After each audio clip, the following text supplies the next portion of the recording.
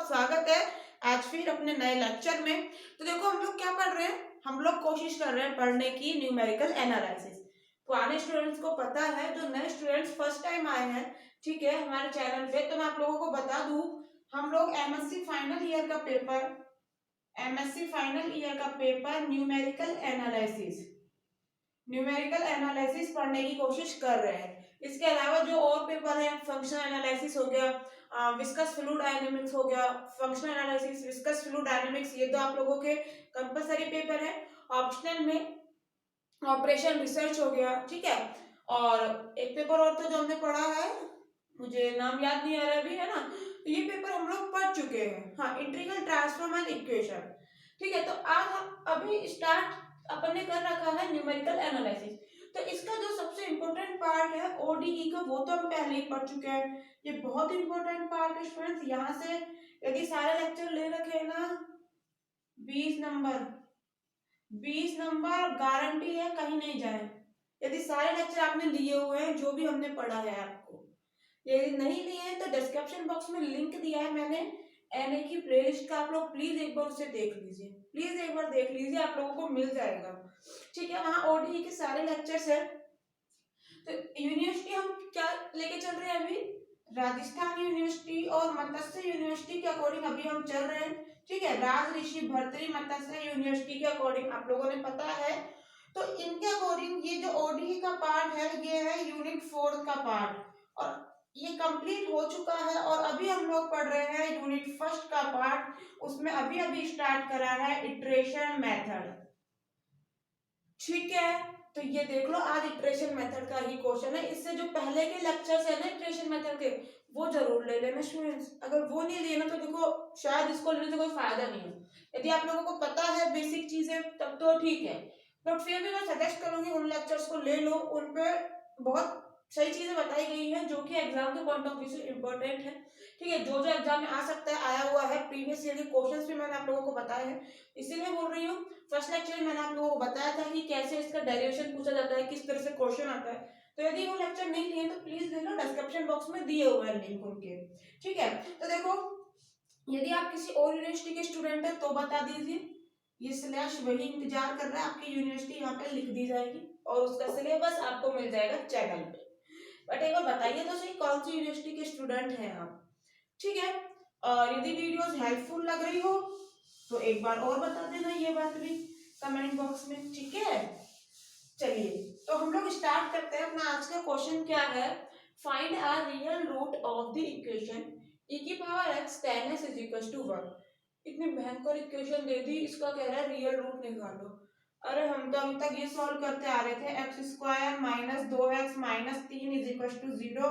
भैया x की values निकाल दो, x के रूट निकाल दो।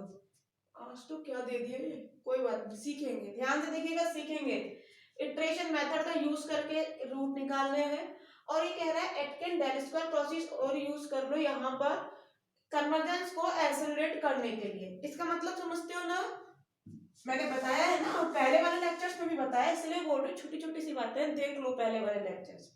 देखो इसका मतलब यहाँ पर क्या है, यदि इटरेशन मेथड से आप लोगों के 4 स्टेप में आंसर आ रहा है, यदि इटरेशन मेथड से आप लोगों के 4 स्टेप में आंसर आ रहा है, तो ये एटकिन डेल स्क्वायर प्रोसेस से हमारा 2 स्टेप में ही आंसर आ जाता है। स्टेप 4 में आप लोगों के आंसर मान लो 8 मान लो, ठीक है, कंफ्यूज हो गए।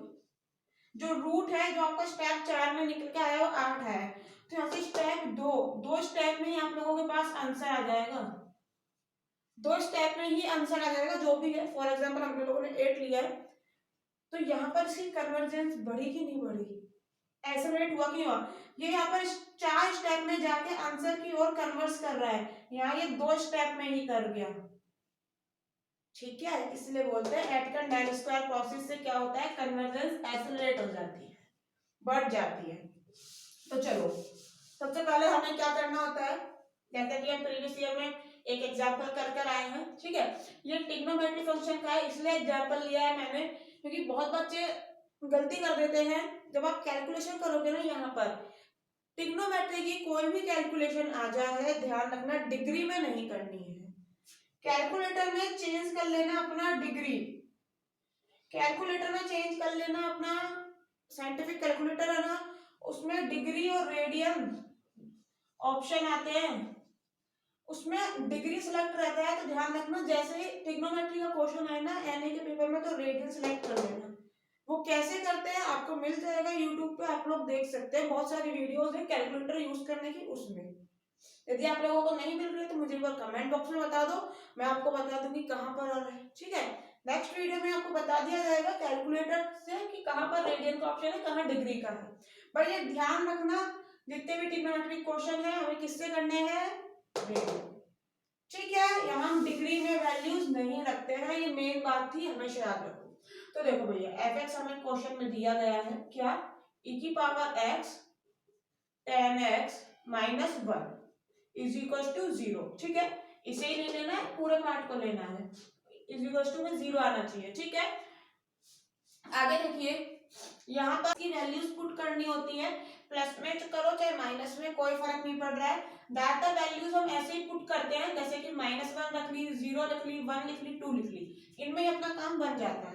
ठीक है, तो एक्स का वैल्यू यदि मैं यहाँ माइनस वन रखती हूँ तो एफ माइनस वन क्या आ जाएगा आप लोगों के पास, ई का power minus one tan minus one is equal to, calculator में फिर बोलूंगी डिग्री है, चेंज कर लो रेडियन में, उसके बाद ये कैलकुलेट करो कितना आएगा। ठीक है, मैंने कैलकुलेट किया हुआ, मैं आप लोगों को बता देती हूँ। एफ माइनस वन तकरीबन आता है माइनस 1.57294, -1.57294। ठीक है, इसी तरह से मैंने यदि एफ जीरो निकाला, ई का पावर जीरो यानी कि वैल्यू वन हो जाएगी, है ना, 10 0 माइनस वन, तो यहाँ से ई का पावर जीरो का वैल्यू वन हो गया आप लोगों के पास, तो यहाँ से एफ जीरो आ जाता है अपने पास माइनस एक। ठीक है, यदि इसी तरह से मैंने एफ वन निकाला, ऐसे हमने निकालना कब तक है, क्या बताया था मैंने, कब तक निकालना है, यही काम करते रहेंगे। हम यहाँ से क्या निकालना चाह रहे हैं, इनिशियल अप्रोक्सीमेशन। तो इनिशियल अप्रोक्सीमेशन कैसे चूज करते हैं, मैंने कहा था आप लोगों से, एक्स की वैल्यूज रखो, उन पे फंक्शन की वैल्यू निकालो, जब अल्टरनेट साइन आ जाता है, माइनस के बाद प्लस या फिर प्लस के बाद माइनस मिल जाता है, तो वहीं रुक जाओ। माइनस आया उसके बाद फिर माइनस आया, नहीं रुकना, आगे चलो। जब प्लस आ जाए ना, जब रुक जाना। तो एफ एक निकालो, ई का पावर एक, टेन एक माइनस एक, इसको कैलकुलेट करेंगे आप लोग, तो आपके पास एफ वन का वैल्यू आ जाएगा 3.2335। नेगेटिव आया है स्टूडेंट्स या पॉजिटिव आया है, ऑफ कोर्स पॉजिटिव आया है, रुक जाना है। अब क्या सोचना होता है, इसका मतलब हो गया, अब इस नेगेटिव को नहीं देखेंगे, अब इस वाले नेगेटिव को देखेंगे। ठीक है, अल्टरनेट वाले, तो इसका मतलब क्या होता है यहाँ पर कि एक रूट है जो, यानी x की जो एक वैल्यू है, एक रूट है, वो लाई करेगा 0 से 1 के बीच में। क्लियर हुआ, प्लस के बाद माइनस है, माइनस के बाद प्लस आ जाए, रुक जाओ और वहीं पर कह दो, इसका मतलब there's one root lie in the interval क्या है, इंटरवल 0 से 1 का, या फिर ऐसे लिख लेना, एक रूट लाई करेगा बिटवीन 0 एंड 1। समझ आया यहां से, ठीक है जी, वन रूट लाई करेगा, तो यहां से मेरे पास इनिशियल अप्रोक्सीमेशन में ले सकती हूँ, let us take initial approximation as, किस तरह से ले सकते हैं, मैंने आपसे कहा था जो भी वैल्यूज हैं उनका आप ले लेना एवरेज, 0 + 1/2 यानी कि 0.5, एवरेज कितना आ गया 0.5। ठीक है, तो आप लोग इनिशियल अप्रोक्सीमेशन क्या ले सकते हो, जो भी एवरेज वैल्यू है ना उसको, इसी को मैं x नॉट से शो कर रही हूँ, तो x नॉट बराबर मैंने ले लिया 0.5। पहला काम खत्म इनिशियल अप्रोक्सीमेशन का। सेकंड काम 5x का, x is equal to 5x वाला। तो देखो एक चीज आप लोगों को यहाँ पर बता दूं, हम ये क्यों ले रहे हैं, देखो इनिशियल अप्रोक्सीमेशन का क्या मतलब है कि जो भी आप लोगों का रूट आना है, जो भी आप लोगों का आंसर है ना, उस आंसर का मतलब क्या है कि उस पर फंक्शन की वैल्यू, जो भी आंसर है, x का वैल्यू जो भी आना है उस पर वैल्यू 0 हो जाए, तो ये x अपना रूट हो जाएगा, ये आंसर हो जाएगा। यही तो मतलब है ना, ये अपना क्या है, आंसर, जो अपन ने जरूरी है भैया करना है, इससे नंबर मिलेंगे। इसका मतलब क्या है कि हम यहाँ अप्रोक्सीमेशन से चल रहे हैं ना, तो अब x की ऐसी वैल्यू रखो जहां पर फंक्शन जो है वो 0 के पास आ रहा हो। जैसे मुझे बताओ, यदि आप लोगों के पास f1 ऐसे आ रहा है -1.02, ठीक है, f2 आ रहा है, अच्छा f0 ले लो, अपने पास यहाँ 0 और 1 का है ना, इन्हीं से समझ लो। f0 आ रहा है आप लोगों के पास -2.3 और इनका एवरेज कितना आएगा 0.5। f0.5 आप लोगों के पास आ रहा है -1.23। तो मैंने आपसे कहा था एवरेज वाला ले करो x की वैल्यू। अगर मैं इसको ना लूं, अगर मैं इसको ना लूं, इसको ले लूं तो ज्यादा अच्छा नहीं है क्या? मैंने आपसे क्या कहा, एवरेज हम यही लेके चलते हैं, एवरेज से काम चल जाएगा अपना, एवरेज लेके चलो, क्वेश्चन में होती है ना एक क्राइटेरिया की, इसको लेके चलो क्वेश्चन हो जाएगा। लेकिन यदि आप थोड़ा सा इंटेलिजेंसी से जल्दी से क्वेश्चन करना चाहते हैं ना, अपना क्वेश्चन पूरा हो जाए, तो आप लोग ये चीज नोटिस करना, जिसको ये समझ नहीं आ रहा है छोड़ दो, लेकिन जिसको समझ आ रहा है ना उसे समझो, ऐसे जल्दी क्वेश्चन। ठीक है, मैं क्या समझाने की कोशिश कर रही हूँ, जिसपे आपकी फंक्शन की वैल्यू 0 के ज्यादा पास आ रही है ना, वो आप लोगों को जल्दी आंसर देगा, क्योंकि अपने को 0 ही तो लाना है ना फंक्शन का वैल्यू, वही अपना आंसर है। तो यहाँ से देखो -8.0 ज्यादा पास है 0 के, -8.2, ऑफ कोर्स -8.0 ये ज्यादा पास है 0 के, ये पास नहीं है ना, ये दूर है थोड़ा, और ये तो बहुत ही दूर चला गया, -2 ही चला गया। अरे भैया नंबर लाइन 0 -1 -2, ये -2 है तो बहुत ही दूर चला गया 0 से। ये -8.0 है, ये यहाँ कहीं होगा, और ये -1.2 है तो ये तो बिल्कुल ही इधर होगा, ये -1.23 कहीं होगा, -1.02 कहीं इधर होगा, तो ये ज्यादा पास है ना 0 के। तो यदि x0 इसको लेकर चलोगे यहाँ पर इस कंडीशन में x0 बराबर 1 इनिशियल अप्रोक्सीमेशन, तो जल्दी आंसर आएगा। अरे मतलब बोलने से समझ आ रहा है, इनिशियल अप्रोक्सीमेशन, रूट के पास जो इनिशियल अप्रोक्स लेके चल रहे हो आप, तो वही तो चीज है ना, यहाँ पे ज्यादा पास आ रहा है ना, इससे चलोगे जल्दी आंसर आएगा। क्लियर हुआ? ये एक चीज है कि लेके चलोगे इससे, तो एक होता है ना कि फिक्स कर दो कि हम ऐसा कर रहे हैं पेपर में आंसर आ जाए, तो उनके लिए तो फिक्स ही है, एवरेज निकालो आंसर आ जाएगा, बस स्टेप बढ़ेंगे। लेकिन अगर आप ये थोड़ा सा टेक्निक लगा के सोचो तो इस तरह से भी कर सकते हो, यहाँ पर 0.5 लेने की बजाय। चलो, ये रामायण मैं समझाना चाहती थी जिससे कि आप लोग जल्दी कर पाए। अगर किसी को समझ नहीं आई है तो कोई दिक्कत नहीं है, एवरेज से करिए स्टूडेंट्स। ठीक है, एक्स नोट आ गया। सेकंड चीज हमारी आती है, हमारे को फॉर्मूला क्या होता है, फॉर्मूला क्या होता है, एक्स के plus 1 is equal to phi of x के। ये भैया फाइव क्या होता है, तो मैंने समझाया था आप लोगों को, क्या दिया है फंक्शन, ये दिया है ना, यहां से हम कुछ इस तरह का फॉर्म बनाते हैं, x is equal to phi of x का। अब ये कितने तरीके से भी बन सकता है, x is equal to phi of x, ये मैंने आप लोगों को समझा रखा है, ये मैंने आप लोगों को समझा रखा है। डिस्क्रिप्शन बॉक्स में लिंक है, वहां से देख लो, या आई बटन में लिंक आ रहा है ना, अभी उसे देख लो, किसी भी देख लो जिसका मन करे, आई बटन में लिंक आ रहा है आपके सामने, उसे देखो। मैंने वहां बताया कि 5x कितने तरीके से निकाल लेते हैं और कौन सा लेना है कौन सा नहीं, उस वीडियो में पूरा बताया। तो देखो, यदि मैं यहाँ से निकालू आप लोगों को e की power x tan x minus 1 है ना, ये फंक्शन दिया है, e की power x tan x minus 1 is equal to 0 है ना। तो मैं यहाँ से यदि निकालना चाहूं तो यहाँ से tan x is equal to क्या जाएगा, 1 को इधर भेज दिया तो प्लस का हो जाएगा अपॉन e की पावर x। ठीक है, x इज इक्वल टू क्या आ जाएगा, tan इनवर्स 1 अपॉन e की पावर x, या फिर tan इनवर्स e की पावर माइनस x। ये क्या आ गया, x इज इक्वल टू, यही अपना आता होगा फाइव ऑफ x। ये x का फंक्शन नहीं है, इसे मैंने फाइव कह दिया, क्या दिक्कत है? क्या मैं इसे ले सकती हूँ फाइव के रूप में या नहीं ले सकते, भैया वो चेक करना पड़ता है, ऐसा नहीं जो मन करा वो ले लिया। कैसे चेक करते हैं, यहाँ से 5x निकालिए, उसका मोड निकालिए, और वो अगर लेस देन 1 होता है तो आप ये वाला स्कीम ले सकते हो, इटरेशन स्कीम ले सकते हो, मतलब 5x इज इक्वल टू आप ये ले सकते हो, आपको इसकी परमिशन मिल जाएगी। यदि ऐसा नहीं होता है तो आपको परमिशन नहीं मिलेगी इसको लेने की। ठीक है, ये चीज तो हम बहुत पहले अच्छे से समझ चुके हैं। 5x बताइए, यहां से क्या आएगा, 5x बताइए, क्या है tan इनवर्स e का पावर माइनस एक्स। क्या दिक्कत है, डिफरेंशिएशन तो आप सभी को आता है ना स्टूडेंट्स। tan इनवर्स एक्स का क्या होता है अपने पास डिफरेंशिएशन, 1/1 + x²। ठीक है, यहाँ क्या है e की पावर माइनस एक्स, तो अपने पास क्या हो जाएगा, देखो 5x यहाँ निकाल लेते हैं 5x is equal to 1/1 plus जो यहाँ पर है उसका कर देते हैं अपन स्क्वायर, e की पावर माइनस एक्स का स्क्वायर। अब e की पावर माइनस एक्स का करेंगे तो e का पावर माइनस एक्स आ जाएगा और माइनस एक्स का -1। ठीक है, क्या आ गया, माइनस e का power minus x upon 1 plus e का पावर -2x, पावर के ऊपर पावर है मल्टीप्लाई।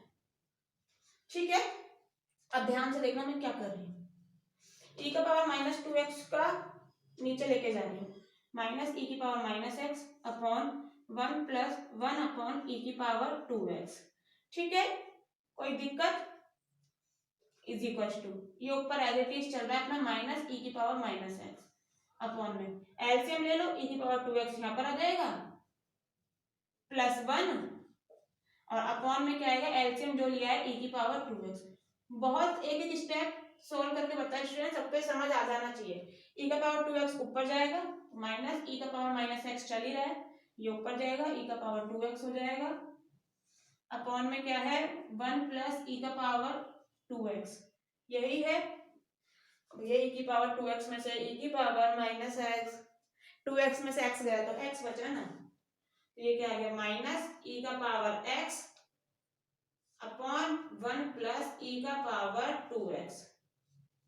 समझ आया, 1 प्लस e की पावर 2x, ये लो अच्छे से नजर आएगा। तो 5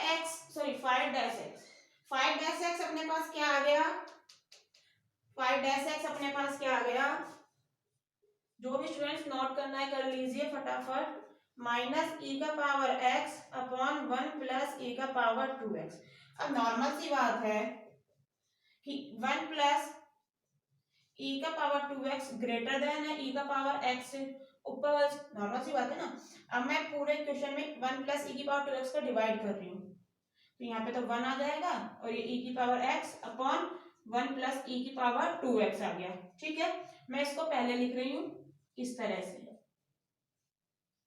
ठीक है, इसकी तरफ ये पूछ है ना, तो ये लो ऐसे ही याद रखते हो ना, कैसे याद रखते हो, कईयों को समझ नहीं आता है, ये बना गया मेरे पास। ये 5x नहीं था क्या, कुछ मेरे को याद है, यही 5x नहीं था क्या, कहाँ गया 5-x, सॉरी ये ना 5-x मेरे पास यही नहीं था क्या कुछ, क्या e की power x upon 1 plus e की पावर 2x, यही नहीं है क्या, बिल्कुल यही है।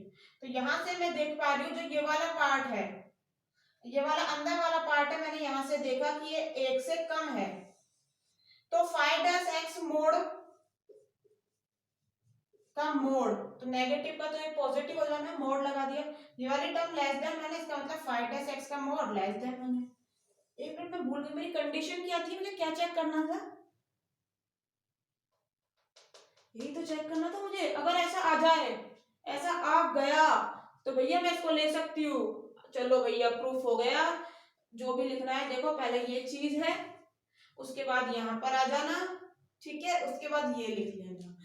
यदि ऐसा हो गया, उम्मीद है आपने वीडियो पॉज करके नोट कर लिया है, चलो इतनी देर में तो कर लिया, मुझे पता है आप लोगों ने। यदि ऐसा हो जाता है तो हम कह देंगे thus the iteration scheme is convergent। thus चलो एक बार रफ कर दे, आप लोग लिख तो चुके ही हैं। अच्छा यहाँ तो अपन लिख लेते हैं,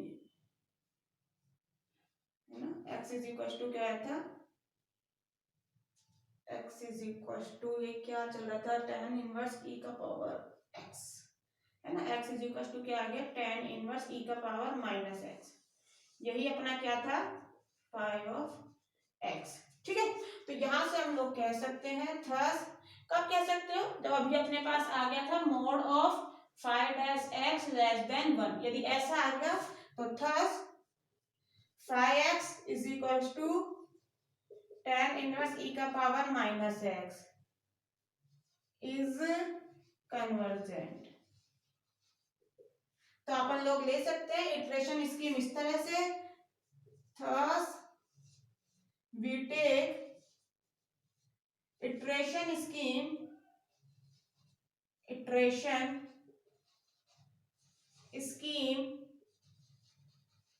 एज किस तरह से अपने पास क्या फॉर्मूला होता है एक्स के plus one is equal to phi of x के। तो एक्स मैं के की जगह ना एन लिख रही हूँ, एन से ज्यादा अच्छा लगता है। तो x n plus one is equal to phi of क्या आएगा एक्स एन। फाइव एक्स तुमको पता है भैया, एक्स की जगह एक्स एन ही तो लिखना है। तो क्या आ जाएगा टेन इनवर्स एक्स की जगह एक्स एन करना है। अच्छा जी, तो ई का power minus x n formula आ गया। X n plus one is equal to क्या है टेन इनवर्स ई का पावर माइनस एक्स एन। भैया एन का वैल्यू रखते जाओ, फॉर्मूला बन चुका है, अप्रोक्सीमेशन निकालते जाओ। मैं इंक डाल लेती हूँ मार्कर में, इतने आप लोग नोट कीजिए पोज करके। तो देखिए अपन लोग यहां से निकालते हैं फर्स्ट अप्रोक्सीमेशन। पहले इनिशियल अप्रोक्सीमेशन तो आप लोगों ने पता ही है, फर्स्ट अप्रोक्सीमेशन की बात आती है तो फर्स्ट अप्रोक्सीमेशन का मतलब n बराबर एक रखो तभी x1 आएगा। ठीक है, n बराबर क्या रखा है सॉरी जीरो, n बराबर जीरो रखा तभी तो जीरो प्लस एक एक आ जाएगा। टेन इनवर्स e का पावर माइनस एक्स जीरो। क्या एक्स जीरो वैल्यू नहीं है आप लोगों के पास, है ना एक्स जीरो। इसी के लिए तो आप लोगों ने चेक करा था फाइव डेस एक्स को, इसके नेबरहुड के लिए। स्टूडेंट्स आप लोगों को कि जो हमें फाइव डेस एक्स का mod less than one check किया है, किसके लिए करा है, एक्स की किन वैल्यूज के लिए आप लोगों ने चेक करा है। अभी आप लोगों के पास आया था ना वन प्लस ई का पावर टू एक्स, हम लोगों ने कहा था ये ग्रेटर देन होता है ई का पावर एक्स से। किन वैल्यूज के लिए हम लोग बात कर रहे हैं, तो इनिशियल अप्रोक्सीमेशन क्या लिया 0.5, तो इसी के लिए बात कर रहे हैं इन द नेबर, इसके नेबर में, क्योंकि ये हमारा एक्यूरेट आंसर कोई ना है, इसके आसपास है हमारा जो रूट है, ये तो हम इनिशियल अप्रोक्सीमेशन लेके चल रहे हैं। तो इसके नेबर में हम लोग बात कर रहे थे कि ये इससे बड़ा है, तभी फाइव डेस एक्स का मोड लेस देन वन आया था नेबर के लिए, एक्स नॉट के नेबर के लिए, in the neighbour of x not. ठीक है, ये चीज ध्यान रखिएगा, जो आपने यहाँ पे लिखा है ना इसके आगे पे लिख लो यही लाइन, फाइव डेस एक्स का मोड लेस देन वन है in the neighbour of x not. Clear. तो चलो अब बात करते हैं, आपके पास कैलकुलेटर है ही, टेन इनवर्स ई का पावर माइनस 0.5 रेडियन में सिलेक्ट कर रखा है ना, नहीं करा है तो कर लो डिग्री को, और टेन इनवर्स ई की पावर माइनस 0.5 की वैल्यू निकालिए क्या आएगी। पहले ई का पावर माइनस 0.5 निकाल लो, फिर उसका टेन इनवर्स ले लो। ये मल्टीप्लाई नहीं है, ये समझ रहे हो ना चीजें, टेन एक्स लिखते हो ना, टेन इनवर्स एक्स लिखते हो, तो बस ये एक्स की जगह ये इतना लंबा जोड़ा है एक्सपोनेंशियल वाला। ठीक है, चलिए तो आप यहां से x1 निकाल लेंगे, इसी तरह से हमें x2 निकालना है। कब तक निकालना है, तकरीबन देखो जब तक निकालते हैं जब तक कि दो अप्रोक्सीमेशन लगभग सेम ना आ जाए, कम से कम चार डेसिमल तीन डेसिमल तक तो सेम आए, मिनिमम देखो तीन डेसिमल तक तो सेम आने चाहिए दो अप्रोक्सीमेशन। ठीक है, और ऐसा कब तक होता है, तो होने को तो देखो क्वेश्चन पर डिपेंड करता है, कई बार तो ऐसा होता है 10 से 15 अप्रोक्सीमेशन हम लोगों ने निकालने पड़ते हैं, तब कहीं जाके अपना रूट आता है, अपना आंसर आता है। और कई बार 6 अप्रोक्सीमेशन भी आंसर आ जाता है, हम लोगों ने शायद 6 वाला क्वेश्चन करा हुआ है। ठीक है, तो इसी तरह से आप लोग यहाँ पर x2 निकालेंगे। अब क्या आ जाएगा टेन इनवर्स ई का पावर x2 निकाल दो ना, यहाँ पे 1 था तो यहाँ पे 0 हो गया। अब यहाँ मत देखो, यही देखो 1 था तो 0, यहाँ 2 है तो यहाँ 1 हो जाएगा। तो टेन इनवर्स ई का पावर माइनस x1 की वैल्यू आप लोग निकालेंगे, यहाँ पे रख दीजिए और फिर कैलकुलेट करिए x2 कैसे जाए। इसी तरह से आप लोग अप्रोक्सीमेशन निकालेंगे। तो मैं आप लोगों को बता देती हूँ आंसर्स कितने कितने आने वाले हैं अप्रोक्सीमेशन। देखिए कैलकुलेट करने के बाद अपने पास x1 का वैल्यू आ जाता है 0.54521, और फिर x2 का वैल्यू यहाँ पर जब x1 का वैल्यू पुट करा कैलकुलेट करा तो आप लोगों को मिलेगा 0.52537। ठीक है, इसी तरह से सिमिलरली हम लोग ये सारी वैल्यूज निकालने वाले हैं। तो यहाँ पर आप लोग देख सकते हो 11th और 12th अप्रोक्सीमेशन सेम है अप टू 5 डेसिमल, 5 डेसिमल तक देख लो भैया दोनों की वैल्यू सेम है। आप लोगों को यहाँ पे कोई दिक्कत तो नहीं आनी चाहिए, मैंने बहुत अच्छे से लिखे हैं नंबर्स, फिर भी मैं आप लोगों को एक बार रीड कर देती हूँ। x3 का वैल्यू है 0.53402, 0.53024, 0.53189, ठीक है। और ये आप लोग इजीली देख पा रहे हैं, ये सेम ही वैल्यूज है। और यदि आप लोग चाहें तो कैलकुलेट करिए, आप लोगों को ये वैल्यूज मिल जाएंगी। तो स्टूडेंट्स यहाँ हम लोगों ने देखा कि दो जब सेम आ जाती है तो रुक जाते हैं और ये अपना हो जाता है आंसर। तो आप लोग लिख देंगे thus the root of given equation is 0.53139। यही है करेक्ट खाता के 5 डेसिमल तक, तो करेक्ट अप टू 5 डेसिमल्स, ये अपना आ जाता है आंसर। क्या हमने यहीं तक करना था? नहीं, हमसे कह रहा था एटकन डेल स्क्वायर प्रोसेस और यूज करो, यही कह रहा था ना। आप लोग ये नोट कीजिए, जो भी करना है मैं इसको रफ कर रही हूँ और एटकन डेल स्क्वायर प्रोसेस का बताती हूँ, ठीक है। चलिए तो मैं रफ कर देती हूँ एटकन डेल स्क्वायर प्रोसेस। देखो अब एटकन डेल स्क्वायर प्रोसेस हमसे क्या कहता है कि शुरू में पहले अपनी तरफ से 3 अप्रोक्सीमेशन मानो, जैसा कि मैंने यहाँ लिखा है कि now for applying Aitken del square process let us take 3 consecutive या फिर सक्सेसिव कह दो, यानी कंटिन्यू वाले, लगातार वाले लेने हैं। अप्रोक्सीमेशन हम लोग लेते हैं किस तरह से? तो अभी हम लोगों ने x1 x2 x3 की वैल्यूज निकाली थी इटरेशन से, अभी जो लिखी थी वो मैंने लिख ली, ठीक है। इसके बाद क्या करना है एक चीज बता दूं, यहाँ पर मैंने एक्स नोट को नहीं लिया है, जो मैंने प्रीवियस बताया था क्वेश्चन उसमें मैंने आपको एक्स नोट से लेके बताया था। तो यहाँ पर आप लोग ये भी लिख सकते थे एक्स नोट, x1 और x2, ये 3 हो गए ना कॉन्सेक्यूटिव अप्रोक्सीमेशन, इनको लेकर भी कर सकते थे बिल्कुल क्वेश्चन को, उससे एक स्टेप थोड़ा सा और बढ़ जाता। एटकन डेल स्क्वायर प्रोसेस 2 बार लगाना पड़ता, ठीक है। लेकिन मैंने आप लोगों को वो तरीका बता दिया है, इसलिए आज मैं आप लोगों को बता रही हूँ कि यदि मैं x1 x2 और x3 जैसे कि लिए हैं, इनको ले लूं तो जल्दी आंसर आ जाता है। तो मैं ये ऐसा क्यों बता रही हूँ, मैं इससे भी बता सकती थी एग्जाम के कारण। यदि एग्जाम में टाइम कम है और एटकन डेल स्क्वायर प्रोसेस बच रहा है, अभी नहीं करा है, तो इस क्वेश्चन छोड़ने से अच्छा है आप लोग इनिशियल अप्रोक्सीमेशन इस तरह से ले लो कि आंसर जल्दी आ जाए। जो इनिशियल अप्रोक्सीमेशन मानते हो ना एक्स नॉट, उसको छोड़ दिया करो, और जो ये हम इनिशियल लेके चलते हैं ना 3, x1 x2 x3 को ले लो, ठीक है।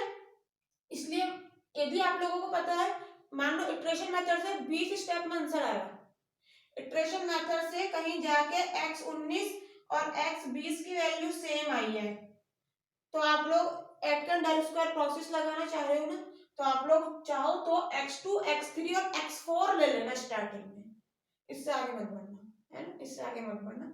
ऐसा होता नहीं, तकरीबन 15-12 आंसर आ जाता है। आप लोगों को फिर भी एग्जांपल के लिए बता रही हूँ, x2 x3 और x4 जिस तरह से मैंने यहाँ पर x1 x2 x3 लिए ना, आप लोग इनको लेके कर लेना, क्वेश्चन एग्जाम में छोड़ के मत आना। क्लियर हुआ? चलो बस यही चीज मुझे यहाँ पे समझानी थी, नहीं तो मेथड तो हम लोग पहले ही समझ चुके हैं बढ़िया तरीके से, बहुत बढ़िया तरीके से। जो हम प्रीवियस लेक्चर में सीखे थे, देखो उतने बढ़िया तरीके से तो हम लोग अब नहीं सीखने वाले हैं, क्योंकि जब आप लोग बिल्कुल अनजान थे इस मेथड से, अब आप लोग मुझे पता है जानकारी बन गई है इससे, है ना, क्योंकि प्रीवियस लेक्चर लेकर आए तो उतने अच्छे से हम लोग नहीं देखेंगे। तो हम लोग अब क्या करते हैं, फॉरवर्ड डिफरेंस टेबल बनाते हैं, क्योंकि हमारे फॉर्मूले में जरूरत होती है। क्या फॉर्मूला है इसका, मैं तो बाद में बताऊंगी स्टूडेंट्स, क्योंकि पहले बता चुकी हूँ, आप लोग खुद सोचिए और लिखिए। तो पहले हम क्या बनाएंगे, टेबल बनाएंगे, the forward difference table is, कैसे बनाते हैं, x1 x2 x3 को ऐसे लिखिए, उसके बाद डेल x1 निकालिए, कैसे निकालते हैं, x2 माइनस x1 करके, x2 x1 x3 तीनों की वैल्यूज है ना, बताइए माइनस करके, डेल x3 निकालिए, x3 में से x2 माइनस करके, पहले वाला सॉरी डेल x2 है ये, पहले वाला चाहिए ना, पहले वाले का डेल, तो भैया बाद वाले में से इसको माइनस कर देते हैं, है ना, ऐसे तो सीखे थे। ये वैल्यूज निकाल लेंगे कैलकुलेटर से, उम्मीद है मुझे। उसके बाद हम लोग निकालते हैं डेल स्क्वायर x1, इसे इन दोनों के बीच में लिखना है, ठीक है। ये कोई मतलब वो नहीं है कि जरूरी है आपको लिखना ही लिखना है, इट्स नॉट कंपल्सरी। ये तरीका है टेबल बनाने का जिससे कि कंफ्यूजन नहीं होता है, आंसर जल्दी निकल आते हैं। हम इसके बीच में ये लिख रहे हैं क्योंकि समझ आता है कि इसमें से भैया इसको घटाना है, इसमें से इसको करना है, इसके बीच में लिखा है। तो अब ये इन दोनों के बीच में लिखा है, तो यहाँ पर कैसे सोचना है, ऊपर नीचे वाले को जोड़ो, ऐड करो, माइनस कर दो ट्वाइस ऑफ बीच वाला, मतलब x3 x1 को जोड़ दिया, बीच वाला माइनस करना है, क्या है भैया x2, अच्छा तो उसे 2 से मल्टीप्लाई करो और माइनस कर दो, तो यहाँ से आ जाएगा del square x1।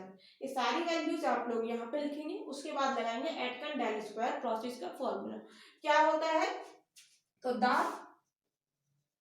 एटकन del square process is given by, मैंने तो आप लोगों को इसका पूरा डेरिवेशन करवाया है ना एग्जाम में, क्योंकि पूछा गया है 20 नंबर का क्वेश्चन में सिर्फ डेरिवेशन पूछा। पता है डेरिवेशन बहुत इजी रहते हैं क्वेश्चन से, क्वेश्चन में कैलकुलेशन में टाइम लगती है, डेरिवेशन में कोई टाइम नहीं लगता है और फोकट के 20 नंबर मिलते हैं। कैलकुलेशन में कहीं भी गड़बड़ी हो गई, चलो कट गए नंबर। डेरिवेशन में कहीं की गड़बड़ी, आप लोग रट के जा रहे हो, समझ के जा रहे हो, है ना, रटना समझना आप पे डिपेंड करता है, जो भी करके जा रहे हो वैसे वहां पे जाके छापना ही है कॉपी में। तो टाइम बचाओ, डेरिवेशन वाला लेक्चर नहीं लिया है तो ले लो, डिस्क्रिप्शन बॉक्स में दे रखा है लिंक, ठीक है। तो देखिए एटकन डेल स्क्वायर प्रोसेस क्या होता है, फॉर्मूला आप लोगों के पास मैंने एक्सा से करवाया था, ठीक है। मैं आप लोगों को क्या फॉर्मूला बताया था कि एक्सा इज इक्वल टू क्या होता है, एक्स जे प्लस वन, एक्स जे प्लस वन माइनस जे प्लस वन आ गया ना, अब आएगा जे और फिर नीचे आएगा जे माइनस वन, क्या था del square sorry del del x j का स्क्वायर और अपॉन में del square x j minus one. कैसे याद रखा, पहले जे प्लस वन आया, फिर इससे एक कम जे आया, फिर इससे एक कम जे माइनस वन आया, ऊपर वाले का स्क्वायर है और नीचे वाले का डेल का स्क्वायर है, ये रहा, ये मैं यहां से निकाल लूंगी और ये हमको दे रखा है, समझ ही नहीं आया क्या, जे जे जे x3 तक निकाल लिया ना, x4 के लिए लिखो इस फॉर्मूले को, x4 के लिए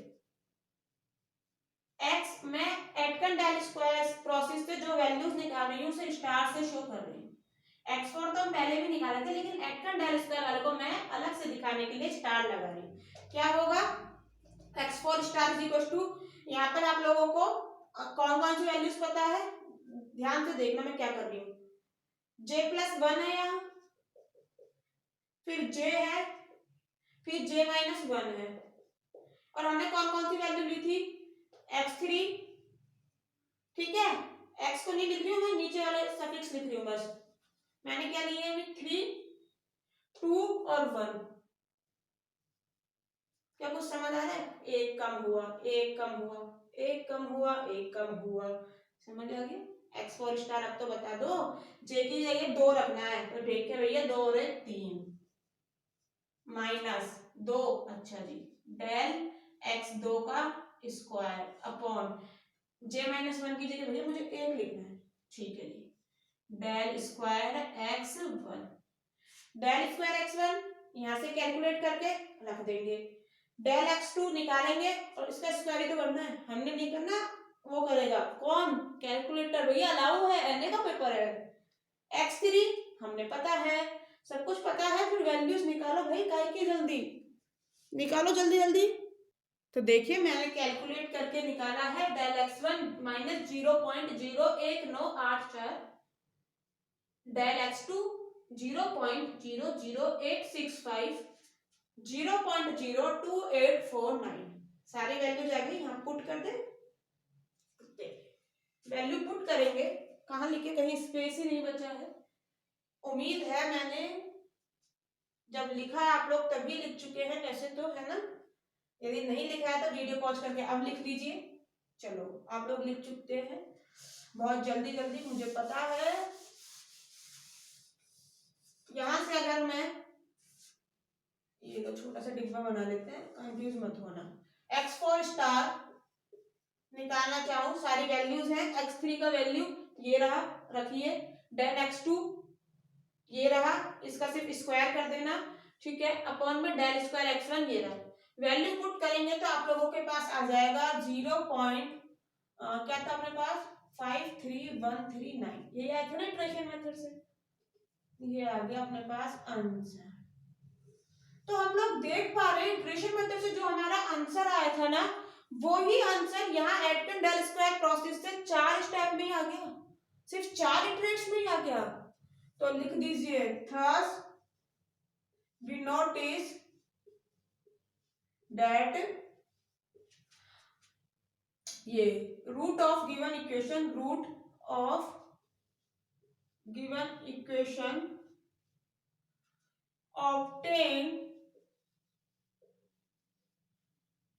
obtain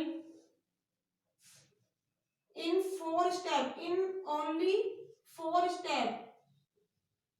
ठीक है, स्टेप को यहाँ पर अपन क्या कहेंगे? Iterates, ITERATES, in only 4 iterates when using Aitken del square process. Aitken del square process को यूज करा तो हम लोग यहाँ नोटिस कर रहे हैं कि 4 स्टेप में आंसर आ गया, जो कि इटरेशन मेथड से हमारे पास 12 स्टेप हो गए थे शायद, है ना? x12 और x11 सेम आए थे। तो 12 स्टेप में जो आंसर आया था यहाँ से 4 में आ गए, तो इसने बढ़ा दी ना कन्वर्जेंस, रूट की और कन्वर्जेंस बढ़ा दी ना, जल्दी ले गया ना ये रूट की और। इटरेशन में तो बहुत देर लगा दी थी, 12 स्टेप हो गए। ठीक है, तो स्टूडेंट्स उम्मीद है अब आप लोगों को क्वेश्चन करने में कहीं दिक्कत नहीं है, इतने अच्छे तरीके से मैंने आप लोगों को बता दिया है। बोर तो नहीं हुए? हाँ, देखो अगर बोर हो रहे हो ना क्लास में तो एक बार कमेंट बॉक्स में जरूर बताना, ठीक है? तो बहुत बहुत शुक्रिया स्टूडेंट्स, उम्मीद है आप लोगों ने कर लिया है पूरा नोट भी और सब कुछ समझना भी। यदि नहीं समझ आया है, कोई भी कहीं दिक्कत आ रही है तो कमेंट बॉक्स में बता दो, ठीक है? एक चीज आप लोगों को बता दूं, एनए के जितने भी क्वेश्चन है समझ आते रहेंगे, लेकिन एग्जाम में फिर भी नहीं हो पाते हैं। क्यों? क्योंकि हम प्रैक्टिस नहीं करते हैं, या तो फॉर्मूले भूल जाते हैं। फॉर्मूले याद रहते हैं तो कैलकुलेटर चलाने में इतनी दिक्कत आती है, हो ही नहीं पाता है। हमें 4 डिजिट टाइप करने में 10 सेकंड लग जाती है ना? तो ये सब चीजें जब पॉसिबल है आप प्रैक्टिस करो घर पे कैलकुलेटर चलाने की जितनी हो सके, जिससे कि एग्जाम में स्पीड इंक्रीज हो और सारे क्वेश्चन आते हुए छूटे ना। आते हुए क्वेश्चन अगर रह जाते हैं ना, बहुत दुख होता है। ठीक है, जब अपना पूरा डेटा पैक वेस्ट कर रहे हो, है ना, वेस्ट कर रहे हो सीखने में, तो फिर एग्जाम में फिर भी नंबर नहीं आया तो क्या मतलब रहेगा? इससे अच्छा तो कोई ना कोई वेब सीरीज ही देख लेते इस डेटा में, जो आज यहाँ क्लास में लगाया है। ठीक बात है ना? तो यदि डेटा यहाँ लगा रहे हो तो उसका कुछ ना कुछ प्रॉफिट उठाओ, प्रैक्टिस करो और एग्जाम में नंबर लाओ। क्लियर? डेटा वेस्ट हो रहा है या यूज आ रहा है, ये आप लोगों की सोच है। क्लियर? तो बाय बाय स्टूडेंट्स, मिलते हैं हम लोग नेक्स्ट लेक्चर में। नेक्स्ट लेक्चर में हम लोग सॉल्व करेंगे मत्स्य यूनिवर्सिटी के आए हुए क्वेश्चन। ओके।